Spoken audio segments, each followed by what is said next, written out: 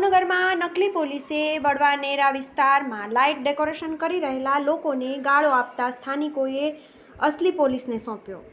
બનાવ અંગેની મળતી માહિતી અનુસાર ભાવનગર શહેરના વડવા નેરા વિસ્તારમાં ઈદના તહેવારને લઈને કેટલાક લોકો લાઇટ ડેકોરેશન કામ કરી રહ્યા હતા, ત્યારે બોલેરો કારમાં આવેલા 3 ઈસમોએ તેઓ ડી ડિવિઝન પોલીસ સ્ટેશનમાં નોકરી કરે છે અને તમે અહીંયા કોના કહેવાથી લાઇટ ડેકોરેશન કરી રહ્યા છો તેમ કહી ગાળો આપી હતી। જોકે સ્થાનિકોને તેમને પર શંકા જતાં તેઓને અટકાવવા જતાં તેઓ ત્યાંથી બોલેરો લઈને ભાગ્યા હતા। આગળ જતાં બોલેરો ઊભી રહી ગઈ હતી અને તેમાંથી 2 ઈસમો ભાગી ગયા હતા, જ્યારે મયુરસિંહ હંસરાજસિંહ જાડેજા નામનો ઈસમ ઝડપાઈ ગયો હતો, જેને પોલીસને સોંપી દીધેલ। તેમની સાથે રહેલ અન્ય 2 શખ્સો શક્તિસિંહ અને જયજીતસિંહ હોવાનું પોલીસને જાણવા મળેલ, તેથી પોલીસે ત્રણેય સામે શાહરૂખભાઈ સૈયદની ફરિયાદ લઈ કાર્યવાહી હાથ ધરી।